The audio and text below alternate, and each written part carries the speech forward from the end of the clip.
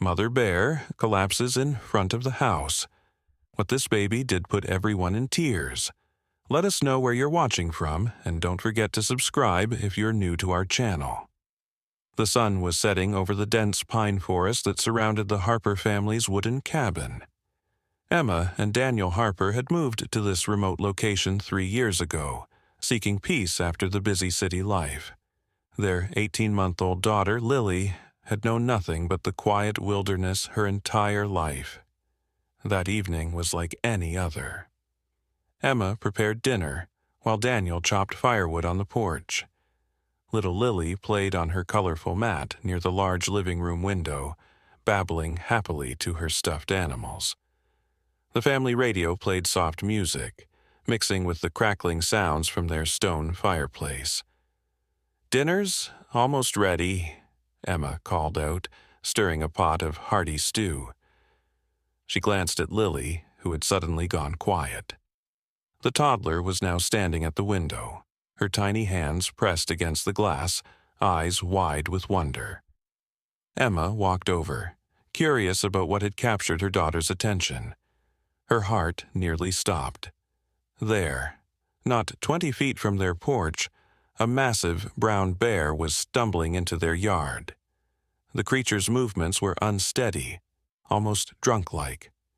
Its massive head hung low, swaying with each labored step. "Daniel!" Emma's voice came out as a terrified whisper. "Daniel, get inside. Now!" Daniel turned, saw the bear, and dropped his axe. He backed slowly toward the door, never taking his eyes off the animal. The bear, easily 7 feet tall when standing, took a few more wobbling steps forward. Then, as if all strength had abandoned its massive body, collapsed with a heavy thud directly in front of their porch steps. Emma clutched Lily to her chest, backing away from the window. Daniel rushed inside, locking the door behind him. "Is it dead?" Emma whispered, peering through the window. "I don't know," Daniel replied, reaching for the hunting rifle they kept mounted above the fireplace. "But it's not moving." Lily squirmed in her mother's arms, reaching toward the window and making urgent sounds. "Bear! Bear!" she said, one of the few words in her limited vocabulary, thanks to her picture books. The family watched, frozen in place, as the massive creature lay motionless, except for the shallow rise and fall of its chest. It was still alive, but barely. "Something's wrong with it," Daniel observed. "It's not acting aggressive. It almost seems desperate." As they watched, uncertain what to do, Lily began to cry and struggle more forcefully in Emma's arms. Her little hands reached toward the window, toward the fallen bear. "Shh, Lily, it's okay," Emma soothed. But Lily's cries grew more insistent. Then, in a moment that would forever be etched in their memories, Lily slipped from her mother's grasp. Before either parent could react, the toddler had pushed open the slightly ajar door and toddled out onto the porch. "Lily!" Emma screamed, lunging forward. Daniel was already moving, rifle abandoned against the wall. But what happened next stopped them both in their tracks. Instead of showing fear, little Lily approached the massive fallen beast with the innocent curiosity only a child could possess. The bear's eyes, pained and exhausted, followed the tiny human approaching. There was no aggression, no threat, only what appeared to be a profound weariness.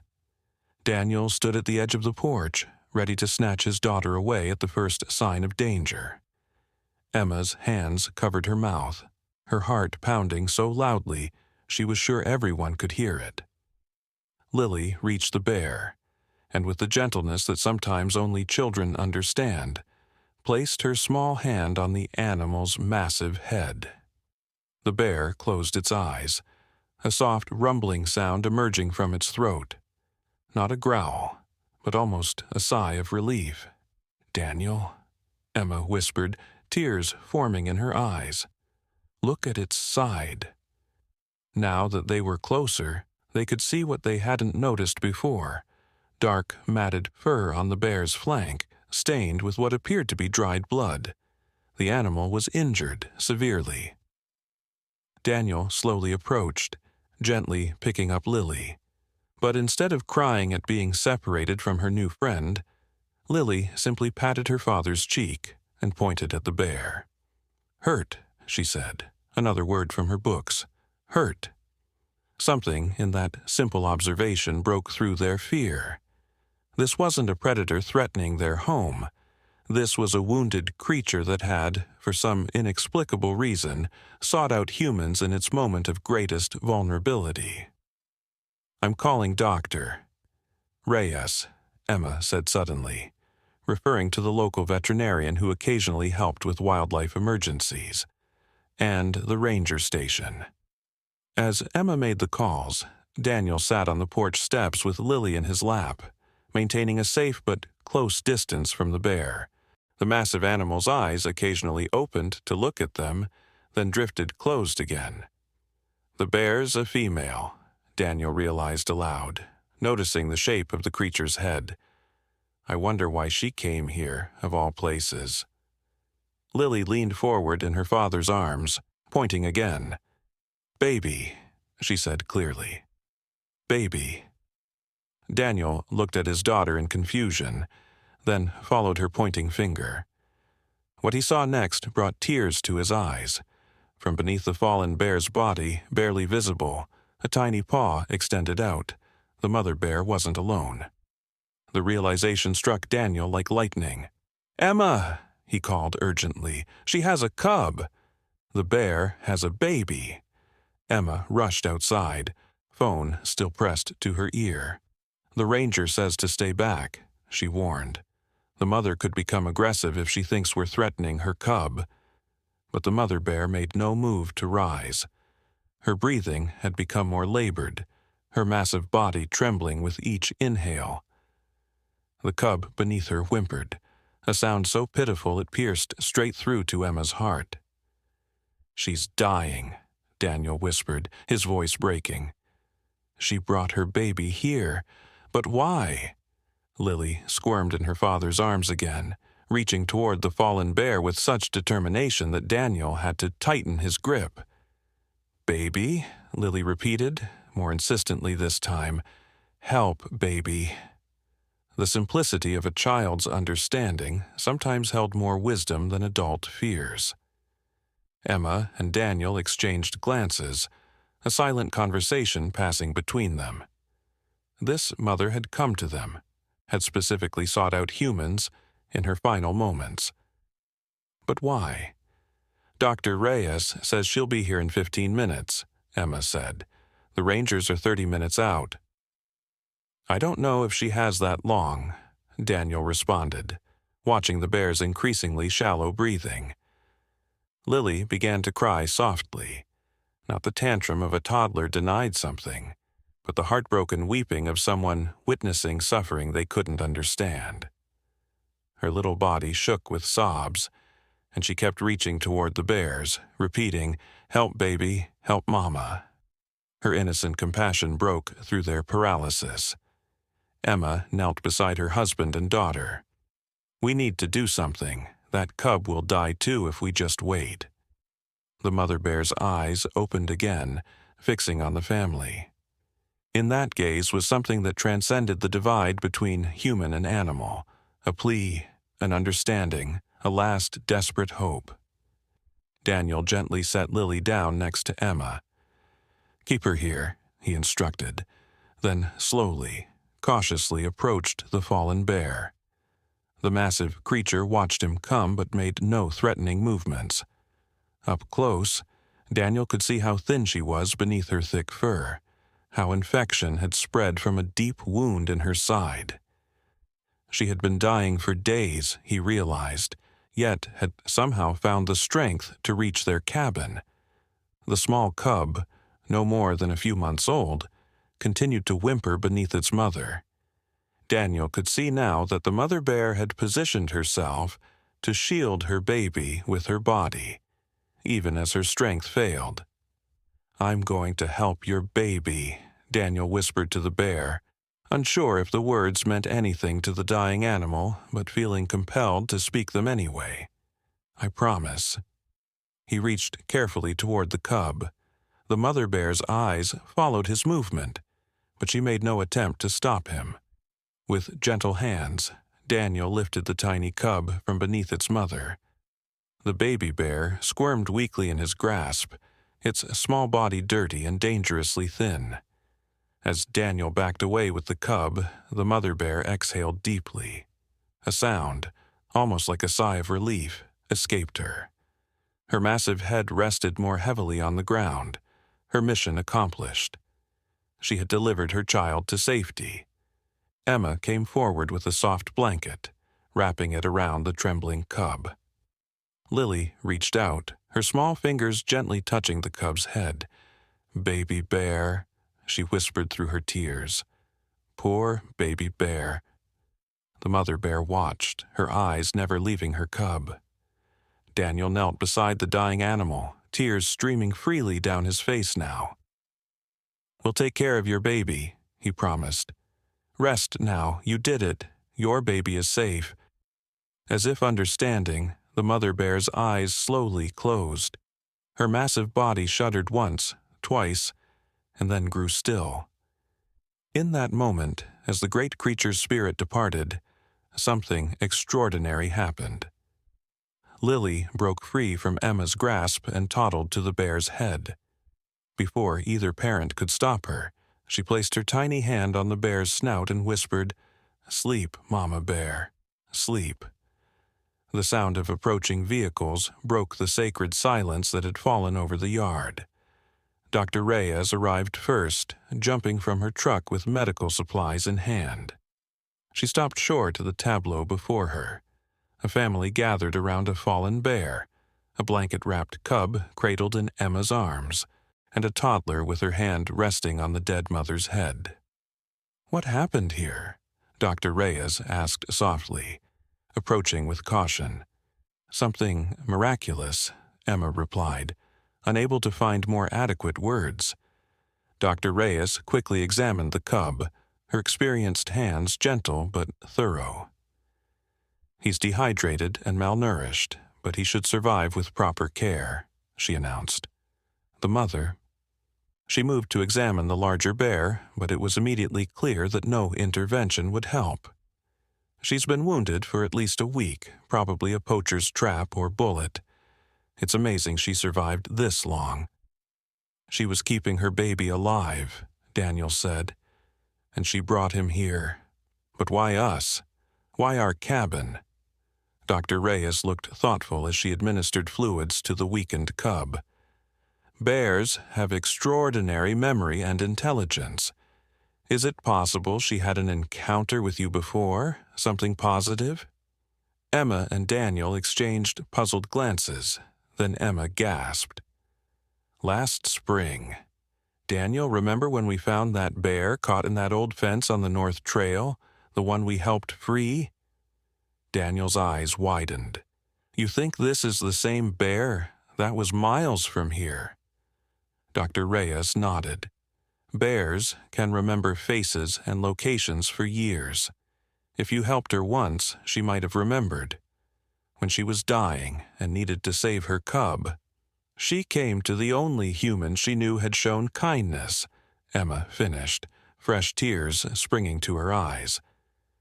As they spoke, 2 ranger vehicles pulled into the yard.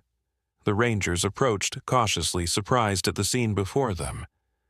After a brief explanation, they began the somber work of preparing to remove the mother bear's body. "What will happen to the cub?" Daniel asked, watching as Dr. Reyes continued to treat the small creature.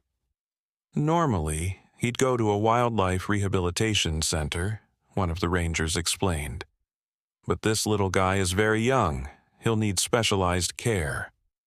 Lily, who had been watching everything with wide, solemn eyes, suddenly spoke up. "Baby stay," she said firmly. "Baby stay here." The adults exchanged glances, uncertain how to explain to a toddler why a wild bear cub couldn't simply become a house pet. But Dr. Reyes looked thoughtful. "Actually," she said slowly, "there's a new wildlife rehabilitation program starting up just 10 miles from here. They're looking for local properties to serve as monitored release sites, places where rehabilitated animals can be gradually reintroduced to the wild under supervision." Emma and Daniel looked at each other, a new possibility dawning. "You mean?" "The cub would go to the rehabilitation center first," Dr. Reyes explained. "But when he's ready for the gradual release process in a few months, your property could be ideal. You'd have professional guidance and the cub would be tracked and monitored. He could grow up in the same territory his mother knew, where she felt safe enough to bring him when she needed help." As the adults discussed logistics, Lily sat beside the blanket-wrapped cub, gently stroking his fur the way she did with her stuffed animals. The cub, exhausted and weak, had fallen asleep under her tender ministrations. "Baby, not cry," she whispered to the sleeping cub.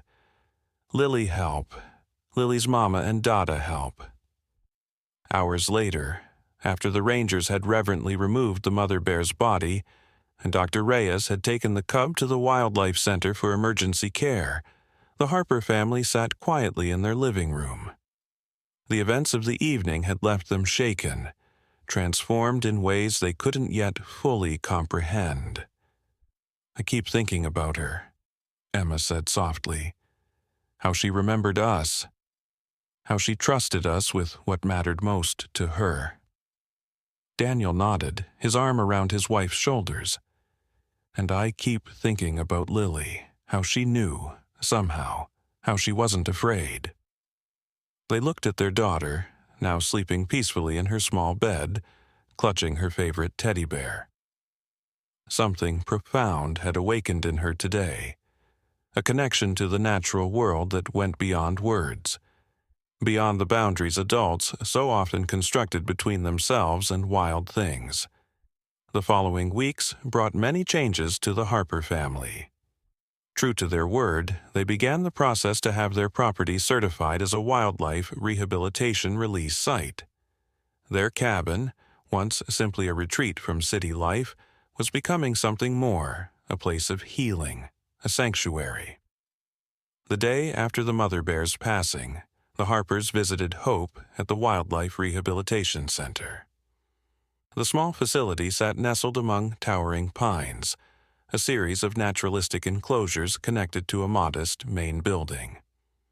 Dr. Reyes met them at the entrance, her face brightening when she saw Lily. "Our little bear whisperer," she said warmly. "Hope has been asking for you." "Bears can't talk," Lily replied matter-of-factly, but her eyes shone with excitement.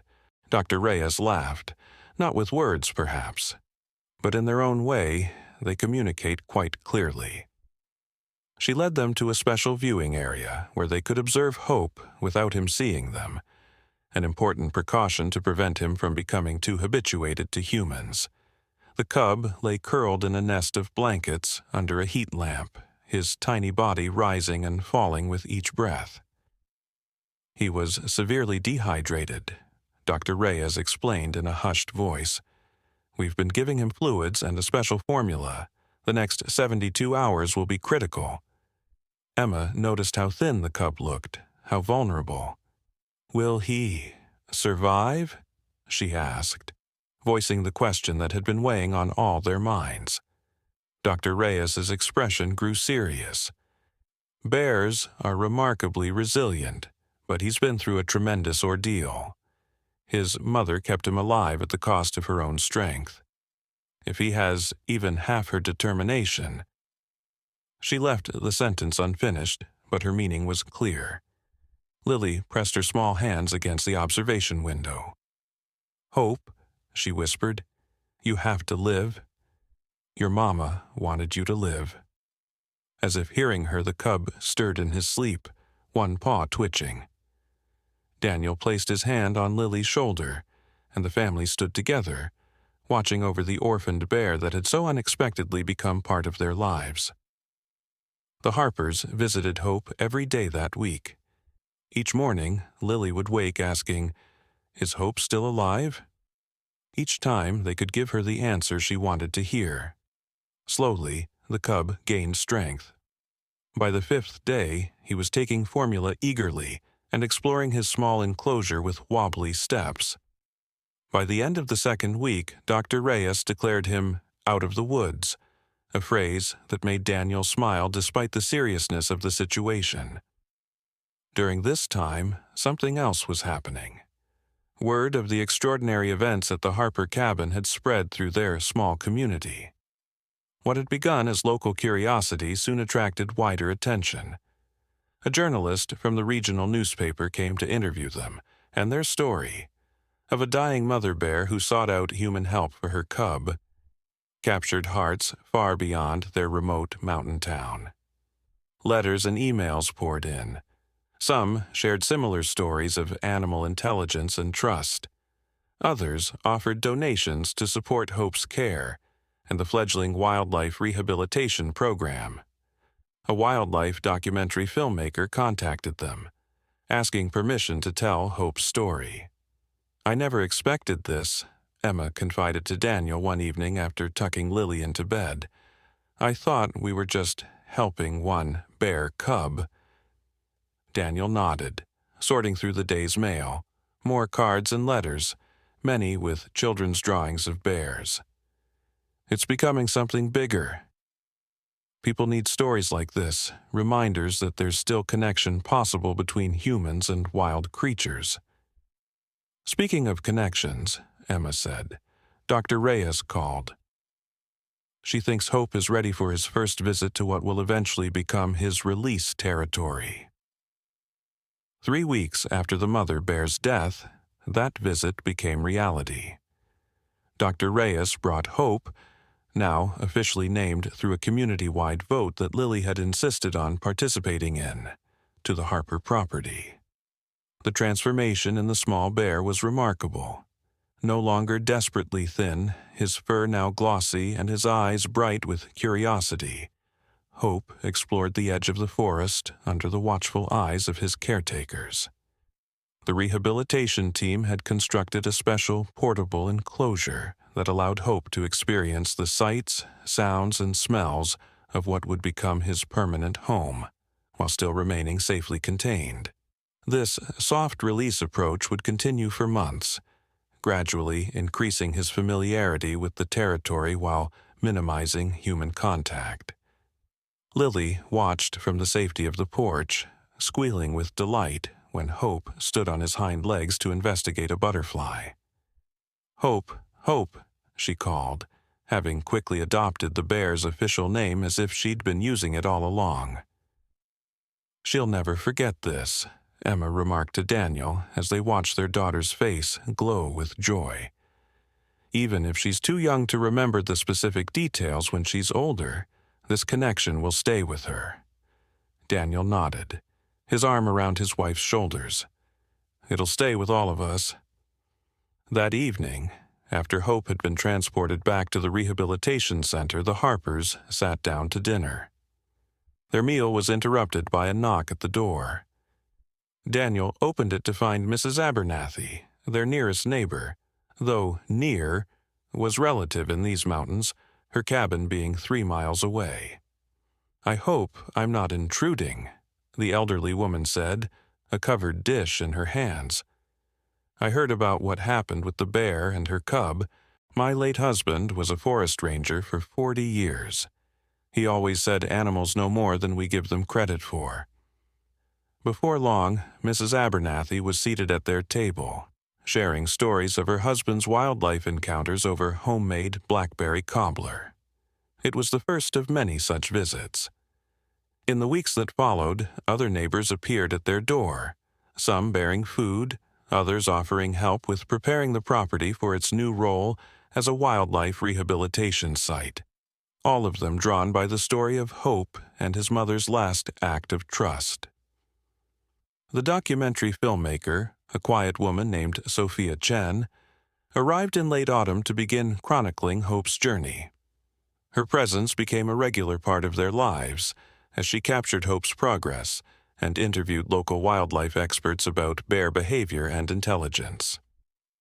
What your family experienced was extraordinary but not unprecedented, explained Dr. Harrison, the region's senior wildlife biologist, during one filmed interview on the Harper's porch.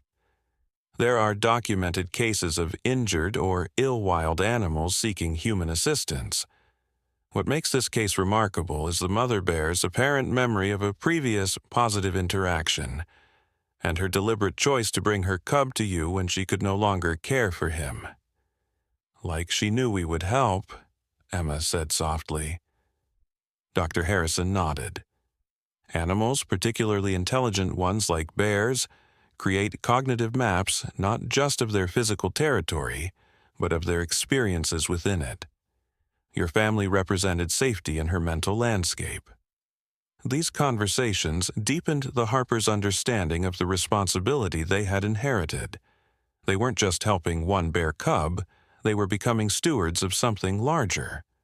A model for how humans and wildlife might coexist with greater understanding. As summer turned to fall and fall to winter, hope continued to grow and thrive. The rehabilitation team developed a careful schedule of visits to the Harper property, gradually increasing the duration while decreasing the level of human interaction. Dr. Reyes explained the delicate balance they needed to maintain. We want Hope to recognize this territory as home, but we don't want him seeking out human contact when he's released, she told the family during one of the cub's visits. It's a challenging line to walk. The first winter presented a particular challenge. In the wild, Hope would have denned with his mother, learning the rhythms of hibernation through her example. Without that guidance, the rehabilitation team had to create conditions that would trigger his natural instincts. Bears don't truly hibernate, Dr. Harrison explained during one of his visits. They enter a state called torpor, reduced heart rate and metabolic activity, but they can still wake if disturbed. It's crucial for Hope to develop these patterns now. The rehabilitation center constructed a special denning area at the edge of the Harper property, far enough from the house to minimize human disturbance, but close enough to monitor. Hope, now triple the size he'd been when rescued, took to it instinctively, much to everyone's relief. Throughout that first winter, the Harpers rarely saw Hope. The rehabilitation team used remote cameras to monitor him, sharing updates with the family. Lily, now approaching 2.5 years old, would study the grainy footage with intense concentration. "Hope sleeping," she would announce, like Mama Bear taught him. Emma found herself moved by her daughter's persistent connection to both bears, the one they had saved and the one they had lost. Lily had begun creating drawings of Mama Bear watching Hope from the stars, a concept Emma had shared to help explain death in terms a toddler might understand. That winter brought changes for the Harpers as well. Inspired by Hope's story, Daniel enrolled in online wildlife management courses. Emma, who had previously worked remotely as a graphic designer, began collaborating with the Wildlife Rehabilitation Center on educational materials. Their cabin, once a private retreat, became a hub for local conservation efforts. When spring arrived, Hope emerged from his den healthy and noticeably larger. The rehabilitation team was delighted with his progress. "He's developing exactly as he should," Dr. Reyes announced after his post-winter examination. "His natural instincts are strong, and he's showing appropriate wariness around humans now." This last observation carried a touch of bittersweetness for the Harpers, particularly Lily. Hope no longer approached the edge of his enclosure when they were present. Instead, he watched them from a distance, his behavior increasingly like that of a wild bear. "He's forgetting us," Lily said sadly after one visit. "No, sweetheart," Daniel replied, kneeling beside her. "He's remembering who he truly is. That's exactly what his mother wanted."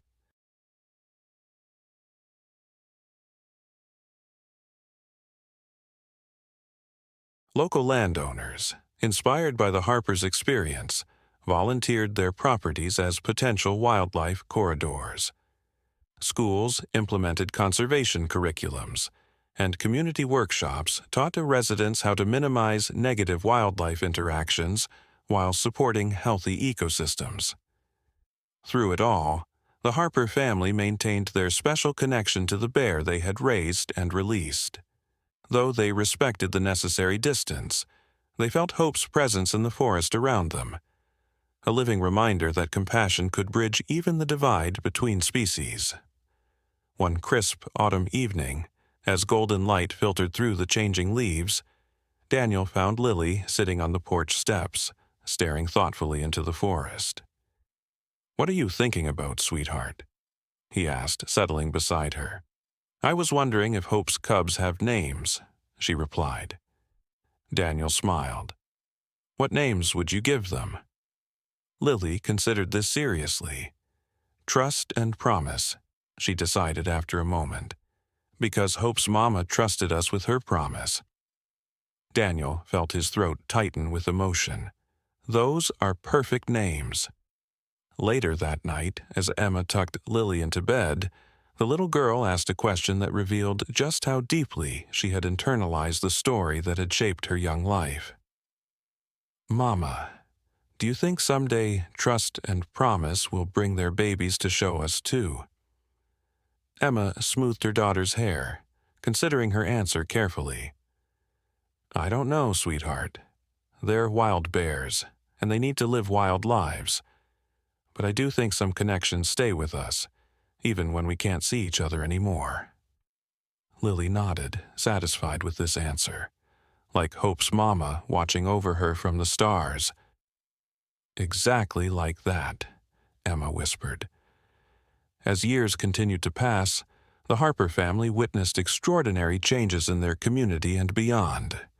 Their story, first documented in Sophia's film, then in books and educational programs, inspired a new approach to wildlife conservation, one that recognized the delicate balance between helping animals in crisis and preserving their essential wildness. Daniel's guided nature walks evolved into immersive educational experiences that brought visitors from across the country. Emma's illustrations became the foundation for an award-winning children's book series that taught ecological principles through the story of Hope and her family. The Nature Center expanded into a respected research facility, where scientists studied the complex dynamics of human-wildlife interactions. And Lily grew, carrying within her the indelible imprint of that first encounter with a desperate mother bear and the orphaned cub she had entrusted to human care. Throughout elementary school and into her teenage years, she maintained her passion for wildlife, volunteering at the rehabilitation center and eventually interning with Dr. Reyes during summer breaks. On quiet evenings, the family would sometimes sit together on their porch, listening to the sounds of the forest, their forest, Hope's forest, a place where a desperate mother's love had created a legacy none of them would ever forget. "Do you think she knew?" Emma asked softly one such evening, voicing a question that had lingered in her thoughts for years. Hope's mother. Do you think she somehow knew that by bringing her cub to us, all of this would happen? Daniel considered the question, remembering the intelligence in the dying bear's eyes, the deliberate way she had chosen their home as her final destination. He thought about Hope returning years later with cubs of her own, about the thousands of lives touched by their story, about the protected wilderness corridors now stretching for miles in every direction from their home. "I think," he said slowly, "that she hoped. And sometimes hope is enough to create miracles." From the edge of the darkened forest came a soft huffing sound, a bear's contented sigh. Whether it was hope or merely the wind moving through the pines, it didn't matter. The message was the same. Life continues, love endures, And sometimes the greatest acts of trust create ripples that transform entire worlds. Lily, now nearly grown herself but still carrying the wonder of that first encounter in her heart, whispered the words that had become a sort of prayer in their household. "Thank you, Mama Bear." And somewhere in the rustling leaves and gentle night breeze, it almost seemed as though the forest whispered back. 15 years later, the parking area at the Harper Wildlife Sanctuary was nearly full, a common occurrence on weekends, especially during the spectacular autumn colors of mid-October. A steady stream of visitors made their way along the winding path toward the main educational center, a beautiful timber frame building that had once been a simple family cabin. Inside, a special exhibition was opening. 2 decades of hope, a legacy of conservation, commemorating the 20th anniversary of the extraordinary event that had transformed not just one family's life, but an entire region's approach to wildlife. Dr. Lily Harper, now 22 and recently graduated with her doctorate in veterinary medicine, specializing in wildlife rehabilitation, stood near the entrance, greeting visitors and answering questions. Her eyes, still carrying the same wonder they had when she was a toddler, lit up as she spotted a familiar figure approaching through the crowd. "Dr. Reyes," she called out, embracing the older woman warmly. Though now in her 70s, Dr. Elena Reyes remained active in an advisory capacity at the regional wildlife center she had once directed. "My dear Lily," Dr. Reyes replied, stepping back to look at her former protege with obvious pride. "Or should I say, Doctor? Harper now? Your parents must be bursting with pride." "Speaking of my parents," Lily said with a smile, "they're waiting for us in the special collections room. There's something they want to show you before the official opening."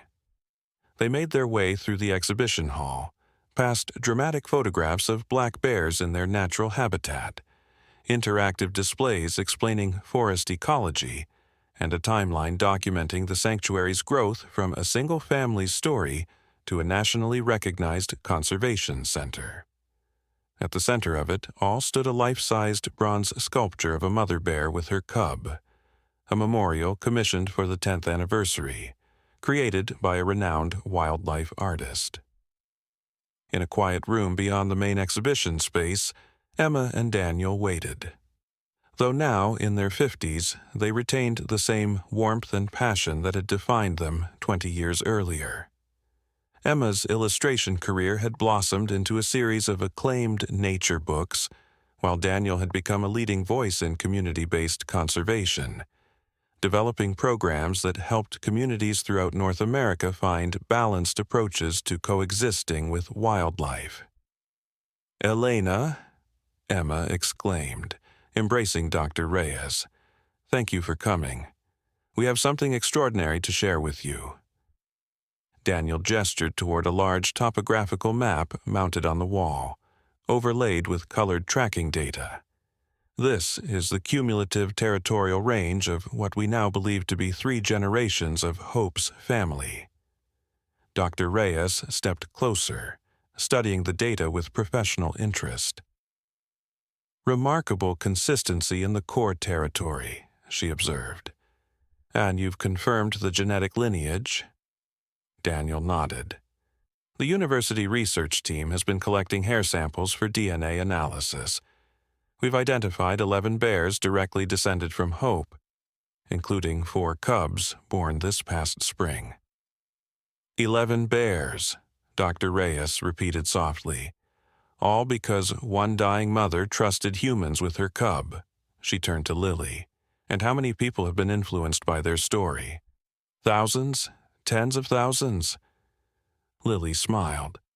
"The visitor center just welcomed its millionth guest last month, and that doesn't count the schools using our curriculum or the people who've watched the documentaries or read the books." "The ripple effect," Emma said, using the phrase that had become something of a motto for their work.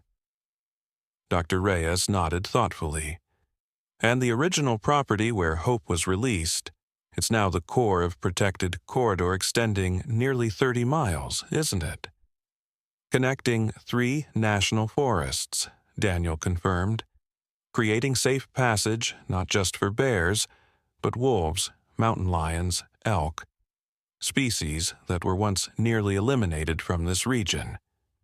Their conversation was interrupted by a soft knock at the door. A young staff member entered, slightly breathless with excitement.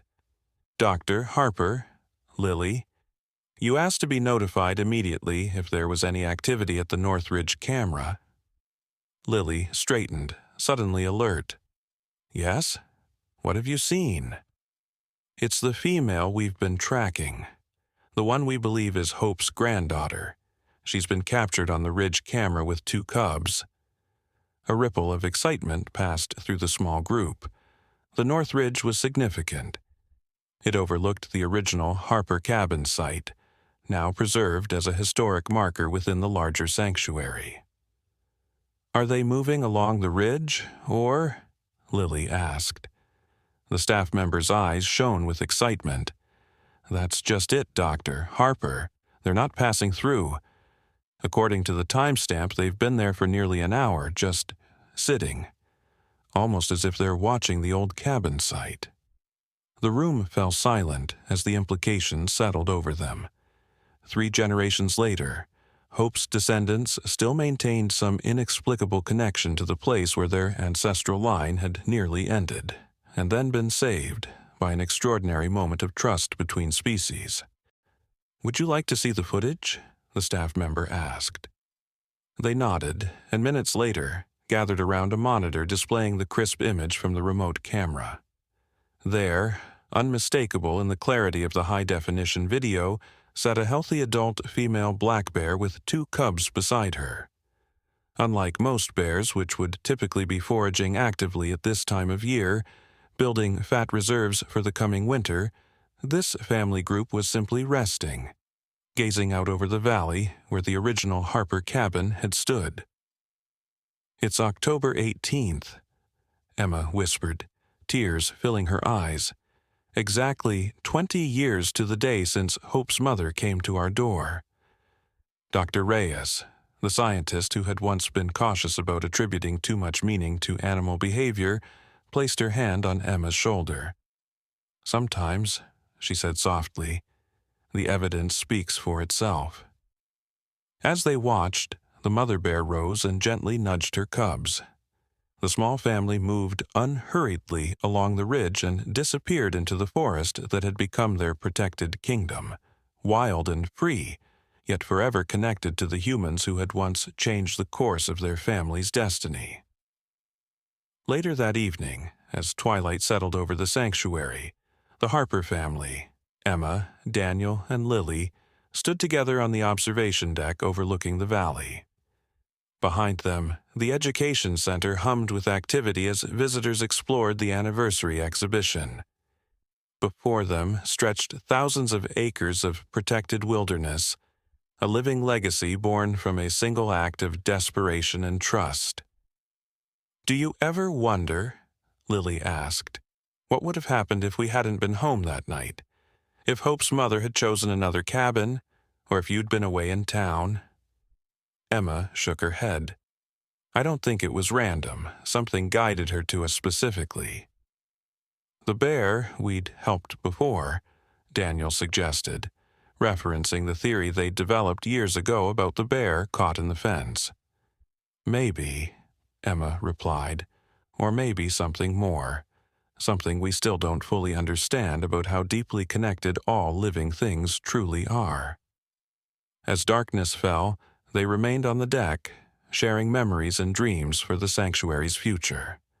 The air grew cool, stars appeared overhead, and somewhere in the vast protected wilderness before them, Hope's descendants prepared for another night in their ancestral forests, wild and free, yet bound by an invisible thread of memory to the humans who had once saved their bloodline from extinction.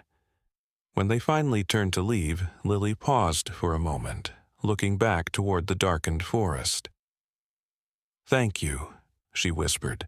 to the mother bear who had died saving her cub, to Hope who had survived and thrived, to the generations of bears who had followed, and to the mysterious forces that had brought them all together in one desperate, beautiful moment of trust. From deep within the forest came the distant sound of a bear's huffing call. Perhaps coincidence, perhaps acknowledgement. The Harper family smiled, understanding that some connections transcend time, species, and even death itself. The circle that had begun with a desperate mother's final journey would continue expanding outward, touching lives both human and wild for generations to come. In the quiet sanctuary of the forest, beneath the watchful stars, life continued its ancient dance of struggle and survival, sacrifice and renewal. And in that continuing dance, one thing remained constant: the enduring power of trust to create miracles from moments of deepest desperation. The forest whispered, the stars watched, and the legacy of one mother bear's final act of hope continued to unfold in ways no one could have imagined on that fateful autumn evening 20 years before. As Hope's second summer approached, the rehabilitation team began the final phase of preparation for his release. They expanded his enclosure significantly, allowing him to forage and explore a larger territory while still within protective boundaries. They introduced challenges: food hidden in increasingly complex ways, simulated encounters with other wildlife sounds, all designed to sharpen the skills he would need for independent survival. The Harper's role evolved as well. Under the guidance of the wildlife experts, they learned to minimize their presence during Hope's visits, observing only from designated blinds or through remote cameras. It was difficult, especially for Lily, but they understood the necessity. Through spring and early summer, Hope continued to mature. His once playful explorations became more purposeful, his movements more confident. The rehabilitation team documented everything: his foraging success, his reaction to potential threats, his growing independence, all indicators of his readiness for full release. 6 months had passed since that fateful evening when a dying mother bear had brought her cub to their doorstep. Hope had grown from a malnourished, vulnerable cub into a healthy young bear preparing for life in the wild. Though the rehabilitation experts brought him to the Harper property with increasing frequency to familiarize him with his future territory, they were careful not to let him become too accustomed to humans. Despite these precautions, they couldn't entirely prevent the special bond that had formed between the young bear and the Harper family, especially Lily. The day of Hope's final release was set for late summer, a time when natural food sources would be abundant, giving him the best chance for a successful transition to independent life. In the weeks leading up to this milestone, Emma found herself experiencing unexpected emotions. "I never thought I'd feel this way about a wild bear," she confessed to Daniel one evening as they sat on their porch, watching fireflies rise from the meadow. "It's like sending a child off to college. I'm proud and terrified all at once." Daniel squeezed her hand. "I know, but remember what Dr. Harrison said: Hope has all the skills he needs, and he'll still be in these mountains, just living the life he was meant for." As the release date approached, the story of Hope and the Harper family reached an even wider audience. Sophia's documentary had been picked up by a national nature channel, and a children's book author had approached them about creating an illustrated story based on Hope's journey. The local elementary school had even developed a curriculum unit about black bears using Hope's story as its centerpiece. "I never imagined our lives would change this way," Emma remarked to Mrs. Abernathy, who had become a regular visitor and something of a grandmother figure to Lily. "All because a bear chose our doorstep." The elderly woman nodded wisely. Life's biggest changes often come from unexpected directions. My Harold always said nature has a way of finding the right people when they're needed. The evening before the release, the Harpers hosted a small gathering for those who had been most involved in Hope's journey. Dr. Reyes and her rehabilitation team, Dr. Harrison, Sophia the filmmaker, and a few neighbors who had contributed to preparing the release site. As the adults talked on the porch, Lily sat slightly apart, solemnly arranging and rearranging her collection of bear figurines. Daniel noticed his daughter's unusual quietness and sat beside her. "Are you thinking about tomorrow, sweetheart?" Lily nodded, her small fingers tracing the plastic bear's back. "Hope won't be in his special place anymore." "That's right, he'll be in the whole forest." "Will he be scared?" Daniel considered this question carefully. Maybe a little at first. New things can be scary, but he's ready and he'll remember everything he's learned. Lily looked up at her father, her eyes serious. Will he remember us? It was the question Daniel had been expecting, yet it still caught him unprepared. "I think," he said slowly, "that he'll remember feeling safe here, just like his mother remembered." This seemed to satisfy Lily. She handed her father one of the bear figurines, the smallest one. "This is Hope when he was little," she explained. "We should keep it so we don't forget." Dawn broke clear and golden on release day. The Harper property buzzed with quiet activity as the rehabilitation team made final preparations. A small gathering had assembled, only those directly involved in Hope's care, as the team wanted to minimize stress and commotion. Sophia positioned cameras discreetly to document this culminating moment. At mid-morning, the transport vehicle arrived containing Hope in a special crate. Through small viewing panels, the Harpers could see that the young bear was alert and active, showing healthy signs of stress, an important indicator that he had maintained his natural wariness. Dr. Reyes gathered everyone for final instructions. "We'll be transporting Hope to the release site about 2 miles into the forest. It's been selected for its natural food sources, water access, and distance from human habitation. The tracking collar he's wearing will allow us to monitor his movements for the next 2 years without interfering in his life." She turned to address the Harpers directly. "As we've discussed, this is a clean break. From this point forward, Hope needs to see all humans as something to avoid. That means no attempts to find or approach him, even from a distance." "We understand," Daniel assured her, his arm around Emma's shoulders. Dr. Reyes's expression softened. "I know this is difficult. You've been part of an extraordinary journey together. But remember, the greatest gift you can give Hope now is the freedom to be fully wild." The small procession made its way along the forest trail. Rehabilitation team members carrying the crate on a special stretcher, followed by Dr. Harrison and the Harpers. Lily walked between her parents, unusually quiet but taking everything in with wide, solemn eyes. When they reached the selected clearing, the team carefully positioned the crate facing into the deeper forest. Dr. Reyes performed one final check of Hope's tracking collar, then stepped back and nodded to her colleagues. "We're ready," she said quietly.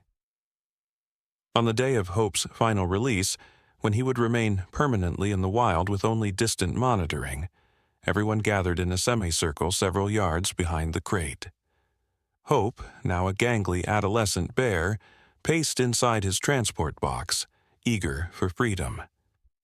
"Remember," Dr. Reyes cautioned the family one last time, "from now on, you need to maintain your distance. No feeding, no approaching. He needs to be fully wild to survive." They nodded their understanding, though tears glistened in Emma's eyes. Lily, now 2 years old and more verbal, stood solemnly between her parents. "Hope go home," she said with the simple wisdom of a child, "like Mama Bear wanted." The crate was opened deep in the forest behind their property. Hope emerged cautiously, sniffing the air, taking in his surroundings. He looked back once at the humans who had saved him, his dark eyes seeming to hold a wisdom beyond his years. Then, with the graceful movement that was his birthright, he loped into the dense underbrush and disappeared among the trees. That night, as Emma tucked Lily into bed, the little girl asked a question that caught her mother by surprise.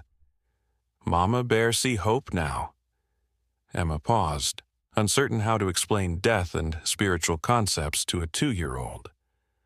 But looking into her daughter's earnest eyes, she found herself saying, "Yes, sweetheart, Mama Bear can see hope. She knows he's safe, just like she wanted." Lily nodded, satisfied with this answer. "She brought him to us," she said sleepily, "because we help." "That's right," Emma whispered, stroking her daughter's hair. "She trusted us with something precious."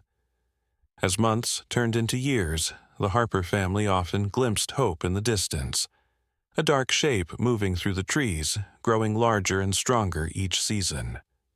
They maintained their distance as instructed, watching his progress through the tracking updates provided by the wildlife team. The days following Hope's release were strange for the Harper family. They had grown accustomed to the rhythm of visits from the rehabilitation team, the updates on Hope's progress, the careful preparations for his future. Now, though, they received regular reports from Dr. Reyes based on Hope's tracking data, there was a palpable absence in their lives. "He's doing well, Doctor," Reyes assured them during her first post-release visit. "He's staying within the expected territory range, finding food sources, and importantly, avoiding human areas."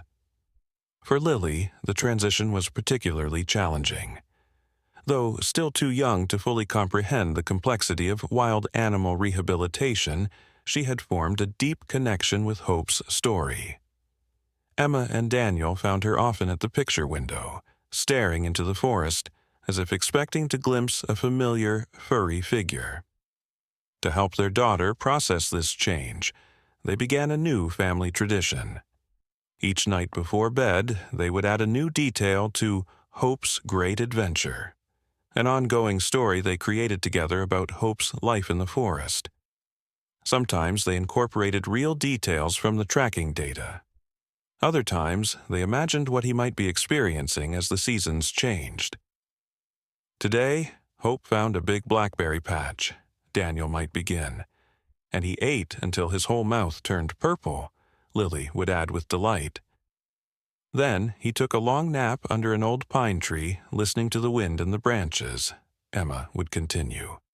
These stories helped all of them maintain their connection to Hope, while respecting the necessary distance his new life required. As months passed, the Harper property underwent its own transformation. Working with wildlife experts, they established a small nature center in an outbuilding, where local school groups could learn about black bears and conservation.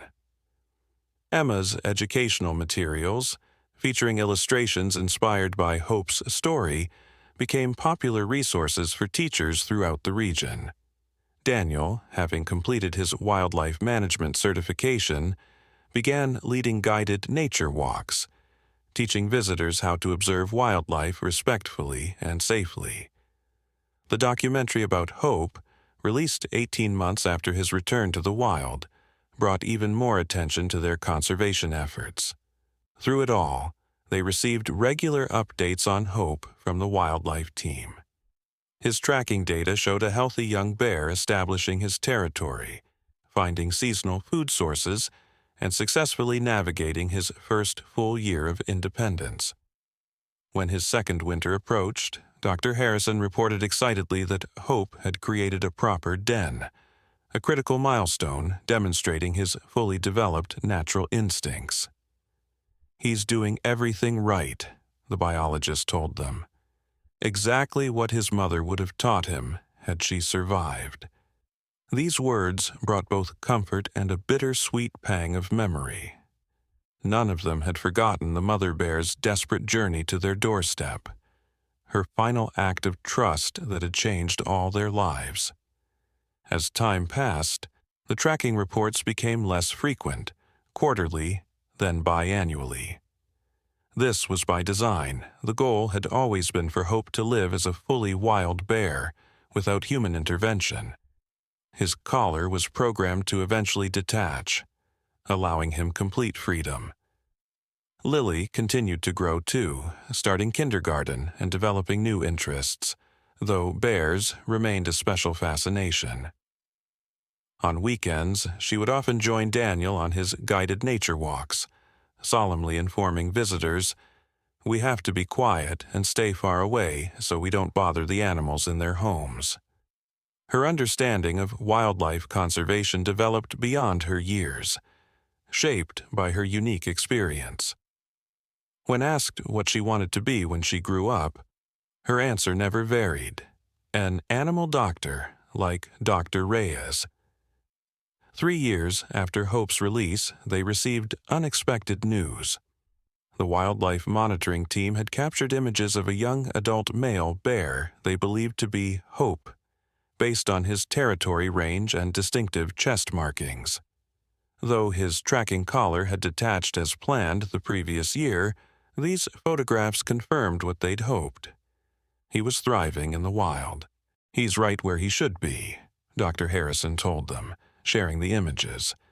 "Healthy weight, good coat condition. Every indication of a successful rehabilitation." Life continued its forward march. The Harpers' conservation work expanded, their nature center grew, and Lily started elementary school. The story of Hope and his mother became something of a local legend, shared around campfires and in classrooms, a testament to the deep connections possible between humans and wildlife when approached with respect and compassion. When Lily turned 5, something extraordinary happened. The family was having a picnic in their backyard to celebrate her birthday, when Emma suddenly froze, her hand gripping Daniel's arm. There, at the forest's edge approximately 50 yards away, stood a magnificent adult black bear. The animal's posture was alert but not aggressive, watching them with what appeared to be deliberate interest. "Is that?" Emma whispered, hardly daring to hope. Daniel studied the bear through his binoculars, noting the distinctive white chest marking. "I think it might be," he replied, his voice barely audible.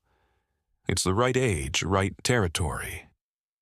They remained perfectly still, unwilling to disturb this rare moment.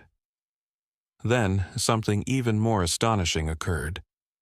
From the underbrush behind the adult bear, 2 small cubs emerged, tumbling playfully in the grass. "Look!" Lily gasped, keeping her voice low as she'd been taught. "Hope has babies." The family stood transfixed as they watched Hope, now confirmed to be female, patiently shepherding her cubs at the forest's edge. Before disappearing into the trees, she paused, looking directly at the family as if making sure they had noticed her gift, the continuation of life, the fulfillment of her mother's dying wish. "She came to show us," Emma whispered, tears streaming freely down her face. She remembered, even after all this time. In that moment, they all understood the profound nature of Hope's visit. This wasn't a coincidence or a random bear passing through. The timing, on Lily's birthday in their backyard, held too much significance. Hope had deliberately brought her cubs to the humans who had once saved her life, completing a circle that had begun with her own mother's desperate journey years before. Daniel wrapped his arm around Emma, both of them too moved for words. Lily stood transfixed, her young face alight with understanding beyond her years. After several minutes, Hope gently nudged her cubs, guiding them back into the protective cover of the forest. Just before disappearing completely, she turned once more, her gaze meeting Lily's across the distance that separated their worlds.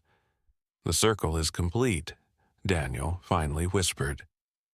That evening, they called Dr. Reyes and Dr. Harrison to share the extraordinary encounter. Both scientists were amazed, though cautiously restrained in their interpretations. Bears do have exceptional spatial memory and can recognize specific locations and possibly even individuals across many years, Dr. Harrison explained. But to interpret this as deliberate communication, Dr. Reyes, however, seemed less skeptical. After what I witnessed with Hope's mother, very little would surprise me. Some animals possess depths of awareness we've barely begun to understand.